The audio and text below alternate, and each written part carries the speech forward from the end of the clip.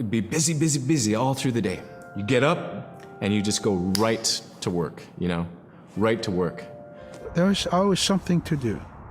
There was never any idle time. The only idle time we had was after we eat and before we go to bed. One of the older people would just be relaxing, laying down there and saying, it'd be really nice to hear a story. Someone would just start telling a story. Storytelling for the Nupiaq people is very important because it not only created that sense of community, but is a way to pass on wisdom to the next generation. It was like TV, It was just like, it was as good as any movie you've ever seen.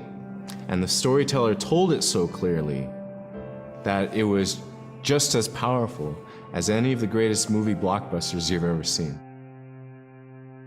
There was a reason behind the stories that we were told because they held traditional knowledge. They held things that we might need to know in life, whether it was about how to find food or how to survive, or it was about well-being and the importance of connecting with people and being a good member of the community. We all do stories. We all live in stories. We all tell stories to our friends. And they need to be told. They need to be heard. One of the really great things that we've seen emerge over the last generation or so of video games has been games that have been developed by a particular culture, often an indigenous one, to really represent their story and their culture through the video games medium.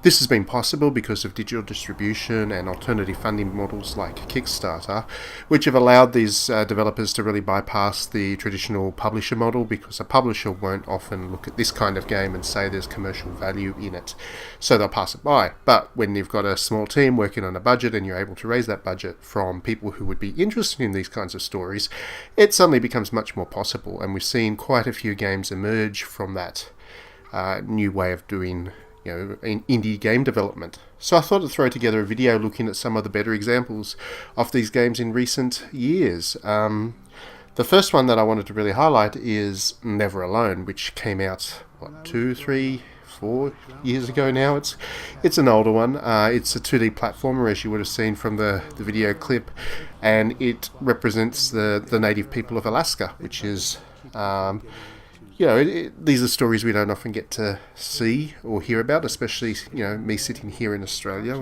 We don't know that much about these people, and I learnt quite a bit from this game. One of the great things about this game is it actually includes these kind of little mini documentaries which explains the stories behind the game and where they came from, because a lot of these stories were an oral tradition rather than written down. So for the development team to be able to get people together to firstly collect these stories or a particular story and then turn it into a video game is a really impressive thing.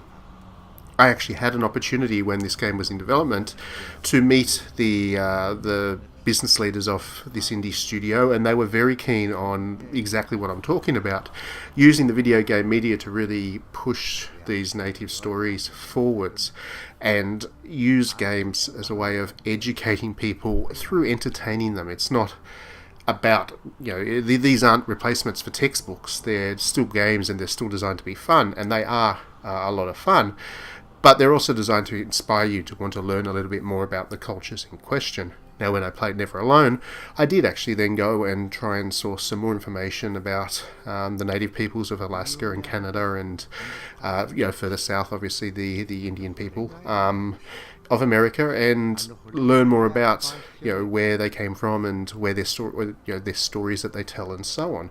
So the game certainly had that impact on me, and I made it a big part of my book too, because these kinds of stories are what really pushes video games forward as an art form, because art is not just about entertainment. It's good to be entertaining, of course, and it's certainly, there's value in entertaining people, and aesthetics are a big part of every form of art as well. If a painting's not good to look at, people don't tend to want to look at it. But at the same time, these are chronicles. Art is about chronicling stories and about representing themes and about telling people things. And I feel like until this last generation, video games haven't done that quite as well as they should have. But we are seeing that start to change. Never Alone is one example. The game in front of you, the game that you're watching right now, is just out. It's just been released this week, and it was kind of the inspiration, I guess, for me to do this video in the first place. It is Mulaka, and I think I said that right. I hope I said that right. Mulaka. Yeah, Mulaka. And it tells the story of the Mexican peoples, and it was crowdfunded, I believe, and it was always designed from the scratch to tell, first and foremost, to tell a story about these people that, again, don't often get represented through popular culture, through film, through video games. And given the current political tensions, you might want to say, around the world, and some of the controversies, I guess, in North America in particular, about the relationship between the West, in invertible commas, and Mexico. These kinds of stories do a really great job in encouraging people to have empathy for a different type of person, a different community, a different way of life, a different outlook on life. The more empathy you have for different perspectives on the world, the broader your mind is, and the more likely you are to be able to engage in honest and informed and intelligent discussion. So again, this is a fun game. It's a lot of fun to play. I haven't got a review up yet on DDNet, but I will be looking at doing one in the near future, in the next day or two probably. I'm enjoying it. It's fun to play. It's not the world's best game, but it's good enough for me to want to keep playing through it. And as I'm playing through it, I am finding myself checking back to Wikipedia and trying to find other sources. Not that it's always easy to find sources about this kind of material, because it's an underappreciated culture again, but I'm trying to learn what I can, because this game is kind of inspiring me to. And I think it is worth noting that these games are often not the best examples of games out there, and that's why publishers often don't look at them when they're shopped around in early stages, and they're often made by teams of people from their culture, and that's what you want. You want them to be made by people from their actual culture, so it is authentic and true to the spirit of the story being told. But as a result, these places are not often well known for their video game development, so the teams that they have tend to be less experienced. They tend to have less infrastructure around them to support them, and that makes it hard to make a top quality video game. To give you an example, if you were to make a game in America or England or Japan or Canada or even Australia, there are lots of other game development studios around you. You can probably hire people who have experience working on a wide range of different games. There's educational institutions that focus on teaching video game development and all of that kind of stuff, which makes it relatively easy to pull together an experienced enough team to execute on whatever vision you have. Unfortunately, you go to places like far North America, or Mexico, or Brazil, as we'll see in the next set of videos. The infrastructure is not quite the same, so these teams are working on a more raw basis. They have the idea, and they know what kind of game they want to create, but they don't necessarily have the experience of working with the tools. They don't necessarily have the finance, they don't have the budgets to kind of play with. And so their games tend to not resemble the kind of quality that we're used to from other games.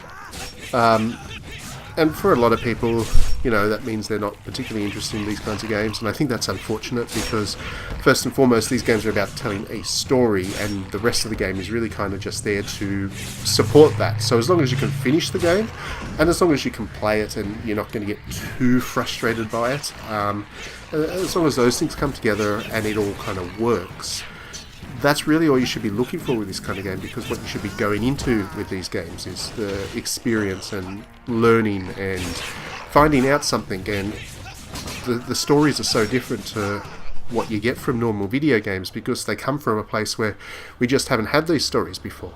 At best, we might have had an appropriation of them, and that's not, that's usually done without necessarily having too much sensitivity towards the culture, and there's always, mixed in elements from other cultures and stuff. So to develop a game that's true to the culture is something special, and that's why you should be going into these games.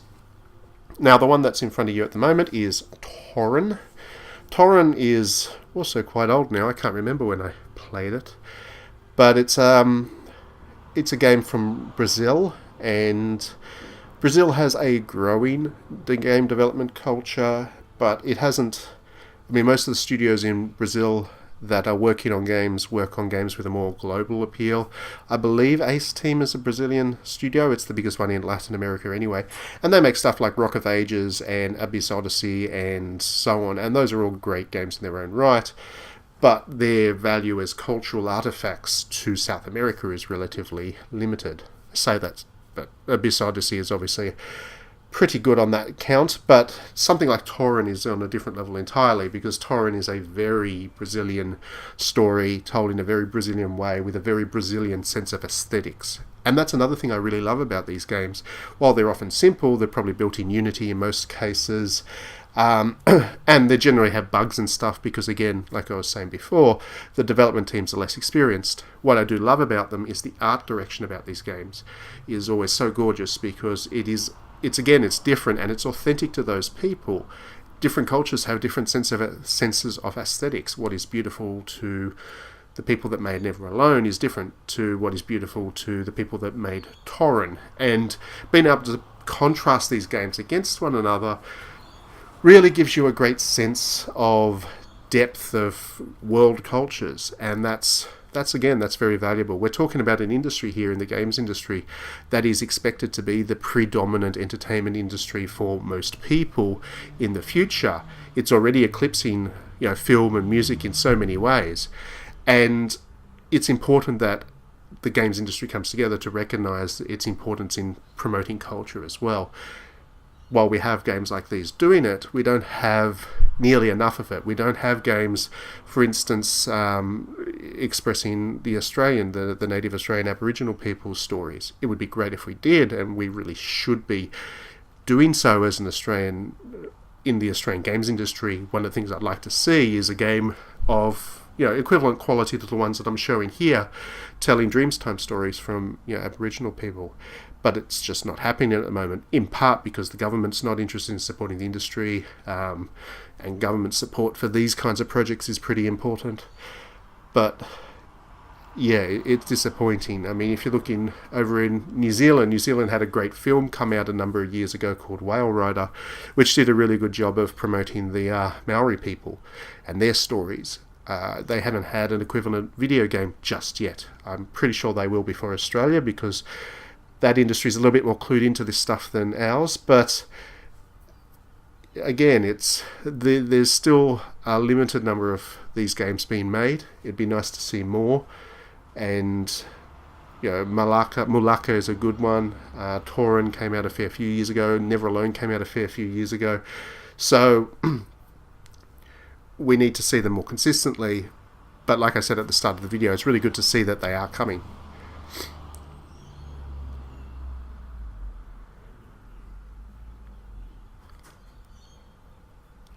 One of the things that's often talked about with these games is that they all play fairly similarly to one another. There seems to be a predominance of kind of adventure/platformer with these kinds of games. And I know that a lot of people would like to see a broader range of genres being developed. The developers of these games working in a broader range of genres.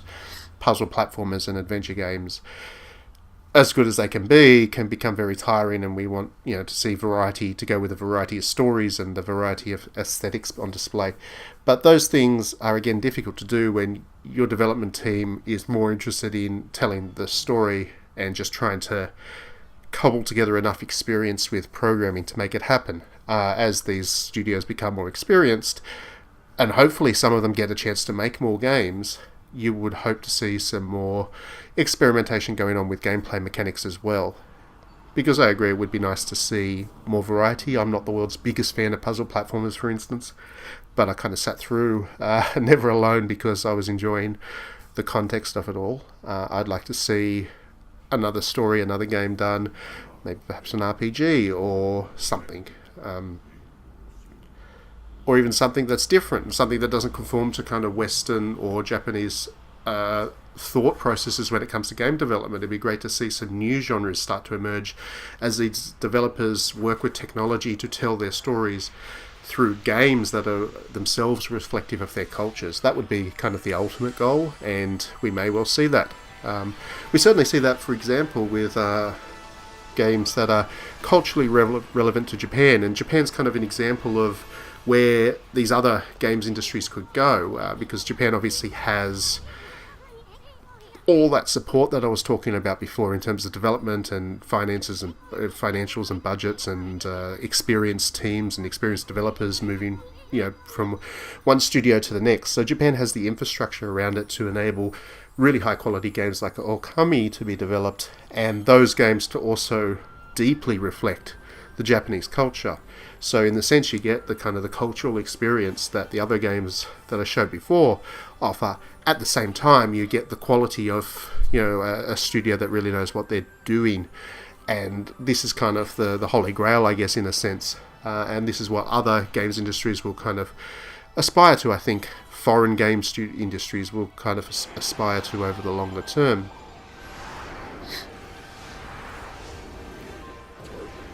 And what you can definitely see when you're playing through Okami is that a lot of the gameplay itself is also culturally relevant. Excuse me, I have a bit of a cold when I'm doing this video today. A lot of the gameplay elements are culturally relevant to Japan, and that makes it more potent in terms of the way it tells its story, because the gameplay is reflective of the story and vice versa. They're all much more closely linked. I find a fair few of these other cultural games are very split. It's like you've got the foundation, which is the gameplay, and then you stick the story on top, and you don't really mingle them particularly well. And I think that leaves some players a little bit cold as well. Subtly, it's subtle, but it does mean that the games aren't completely reflective of the culture, because they're pulling in elements that were designed elsewhere. But again, this is all very new. It has to be said. This is a new trend, and it's a really exciting trend. And when I hear that a game's come in from a particular culture and has been designed to really represent that culture in the video game medium, I get very excited, and I immediately put that game on my list of games to play. And I almost always get around to it at some point, busy as I can be, because I want to support them. I really want to understand them. I get there's a great sense of creativity that comes through them. I like my games different, and obviously these games are all different in their own way. So while it's a new thing, and while there's still work to be done to get a lot of these developers up to scratch in terms of their ability to create really great games, what they're doing is telling absolutely amazing stories, and for me that is the most important thing. And these games in many ways kind of represent why I still love video games and play so many of them. This is the kind of thing that I come for. So thanks for watching this video, and we will see you at the next one.